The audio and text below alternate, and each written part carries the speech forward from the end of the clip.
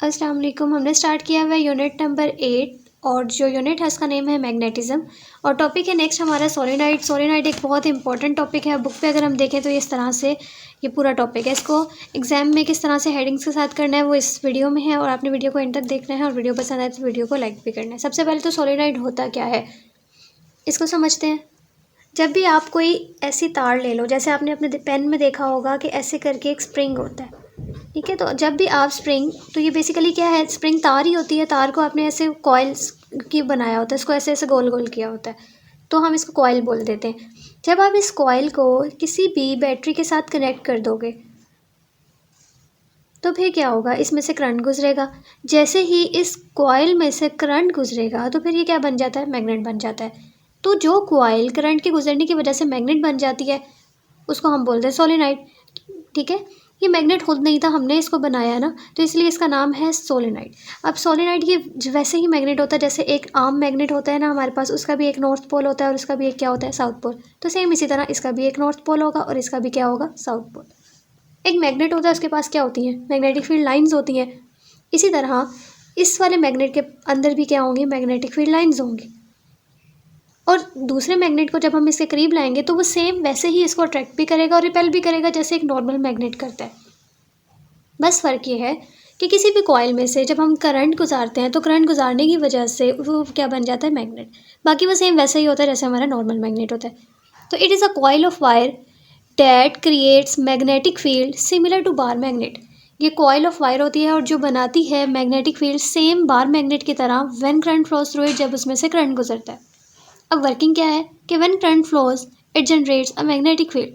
जब हमारे पास करंट गुजरा तो उसकी वजह से इसके अंदर क्या बन गई, मैग्नेटिक फील्ड बन गई। That align the domains of the material inside solenoid.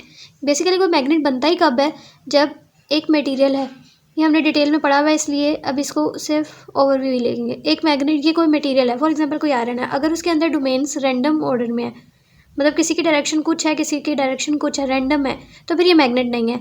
इसी तरह कोई भी मटेरियल जिसके अंदर ये डोमेन्स किसी भी एक डायरेक्शन में हो तो हम कहते हैं कि वो मैग्नेट है। तो इसका मतलब अब ये जो कॉइल है ये मैग्नेट बन गया है, तो इसका मतलब इसके जो अंदर की डोमेन्स है वो एक ही डायरेक्शन में हो गई होंगी ना, पहले इधर उधर होंगी क्योंकि ये मैग्नेट नहीं था। फिर जब ये मैग्नेट बन गया तो इसका मतलब इसकी डोमेन्स जो है वो अलाइन हो गई है ना, एक डायरेक्शन में हो गई। अलाइन मतलब एक डायरेक्शन में हो गया। अच्छा, अब जो हम ये करंट देते होते हैं ना, यहाँ से जो करंट इस कॉइल से गुजरा है, ये दो तरह का बेसिकली करंट होता है हमारे पास। करंट हमारे पास एक एसी होता है और दूसरा हम कहते हैं कि ये करंट डीसी भी हो सकता है, ठीक है। अब एसी क्या होता है, एसी करंट वो होता है जिसकी वैल्यू लगातार चेंज हो रही हो और डीसी एक ही वैल्यू। अब एसी करंट हमारे पास होता है जिसकी वैल्यू जो होती है लगातार चेंज हो रही होती है, ठीक है। जैसे इस तरह से करंट कभी ज़्यादा होगा, कभी कम होगा, कभी कम कभी ज़्यादा, ठीक है। लेकिन डीसी करंट का मतलब है एक ही करंट। जैसे अगर मैं 5 करंट दे रही हूँ तो वो 5 ही मिलेगा, मैं 6 हूँ तो 6 ही मिलेगा, ठीक है। लेकिन इसका मतलब है कि 5 4 3 2 कुछ भी हो सकता है करंट।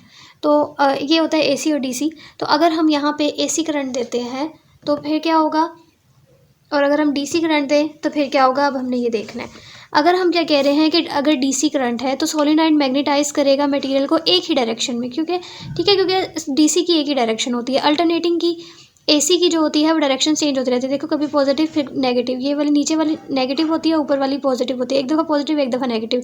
तो बेसिकली ये पोलैरिटी इसमें चेंज हो रही होती है। पोलैरिटी मतलब एक दफ़ा पॉजिटिव एक दफ़ा नेगेटिव होता है। तो मैग्नेटाइज और डीमैग्नेटाइज भी ये मटेरियल को करेगा ऑपोजिट डायरेक्शन में। ये वन डायरेक्शन एक ही डायरेक्शन में करता है और ये ऑपोजिट डायरेक्शन में। उसके बाद हमारे पास आता है कि सॉफ्ट और हार्ड मटेरियल्स क्या होते हैं। सॉफ्ट मटेरियल्स जो आसानी से मैग्नेटाइज भी हो जाए और फिर डीमैग्नेटाइज भी हो जाए उसको हम बोलते हैं सॉफ्ट। जैसे आयरन, सॉफ्ट आयरन हमारे पास इसमें आता है। हार्ड में होते हैं जिसको मैग्नेटाइज और डीमैग्नेटाइज करना मुश्किल हो, तो वो हमारे पास स्टील आ जाता है। अब मैथमेटिकली क्या है कि मैग्नेटिक फील्ड जो होती है सोलेनोइड की, एक अभी हमने कहा कि एक कॉइल से जब करंट गुजरता है तो मैग्नेट बन जाता है। मैग्नेट है तो उसके पास मैग्नेटिक फील्ड भी है। वो मैग्नेटिक फील्ड क्या होती है, B is equal to mu naught N I. यहाँ से हमने बताना है कि बी क्या है, स्ट्रेंथ है मैग्नेटिक फील्ड की, और इसका यूनिट जो होता है वो टेस्ला है। म्यू नॉट हमारे पास क्या है, परमीएबिलिटी ऑफ मटेरियल। अब परमीएबिलिटी में क्या है, इजाज़त, ठीक है, नाम से पता लग रहा है परमिशन। बेसिकली ये एक मटेरियल है, इसके अंदर से एक मैग्नेटिक फील्ड लाइंस ने गुजरना है। तो ये मटेरियल कितनी मैग्नेटिक फील्ड लाइंस को गुजरने दे रहा है, वो कितनी इजाज़त दे रहा है कि कितनी उसमें से गुजर जाए। अगर ज़्यादा मैग्नेटिक फील्ड लाइंस को गुजरने दे रहा है तो परमीएबिलिटी ज़्यादा है, अगर कम मैग्नेटिक फील्ड लाइंस को गुजरने दे रहा है तो परमीएबिलिटी कम है। तो ये होती है परमिएबिलिटी ऑफ मटेरियल और इसकी वैल्यू होती है म्यू नॉट 4 पाई इंटू 10⁻⁻⁷। बहुत इंपॉर्टेंट वैल्यू है, ये -7 है, ये आपने याद रखनी है, न्यूमेरिकल्स में गिवन नहीं होगी। उसके बाद it is the ability of material के लिखा हुआ है कि वो कितनी मैग्नेटिक फील्ड को पास होने दे रहा है, इसकी डेफिनेशन भी आ गई। यहाँ पे जो आई यूज़ हो रहा है वो हमें पता लग रहा है कि जो कॉइल से करंट गुजर रहा है बेसिकली वो वाला करंट है। एन जो है वो नंबर ऑफ टर्न्स, मतलब ये जो कॉइल है ये कितनी इसमें टर्न्स है, ठीक है, कितनी टर्न्स है। अगर ये देखो 1 2 3 4 टर्न्स है अभी, तो ये हमारे पास बेसिकली एन आती हैं, ठीक है। और इसका फॉर्मूला होता है कैपिटल N/L, ये भी इंपॉर्टेंट है। उसके बाद म्यू नॉट हमारे पास वैक्यूम के लिए हमने देख लिया, इसकी वैल्यू होती है 4 पाई इंटू 10⁻⁷। अब अगर हम कहते हैं कि अगर एक हमारे पास ये क्या है वायर है और इसमें से करंट गुजर रहा है, तो इसके जो इर्द गिर्द मैग्नेट करंट गुजरने की वजह से मैग्नेटिक फील्ड बनेगी, क्योंकि जब भी किसी वायर से या किसी भी कंडक्टर से करंट गुजरेगा तो मैग्नेट बन जाएगा ना, तो उसकी वैल्यू होती है B म्यू नॉट I/2πr। ये बहुत इंपॉर्टेंट है, दो न्यूमेरिकल्स हैं इस पर। I hope you understand this lecture. Thank you so much for watching. Allah Hafiz.